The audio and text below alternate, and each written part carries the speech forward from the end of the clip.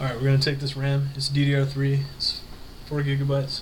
We're going to put it into this new motherboard with a CPU fan. The CPU is hooked up. The CPU fan is plugged in. You want to make sure that if you forget to plug that in, you're going to have problems. So take that. Take your RAM. See the slot here? Make sure that you line it up so you know which way to put your RAM stick in. And then press down.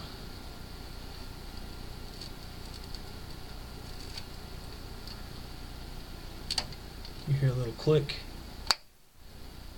And make sure you hear it on this side. So you have both of these things are locked in place. And I'm going to open that up because I like them to be open. But once they're locked in place, then you're good to go with your RAM. And that's all there is to it. You can stop the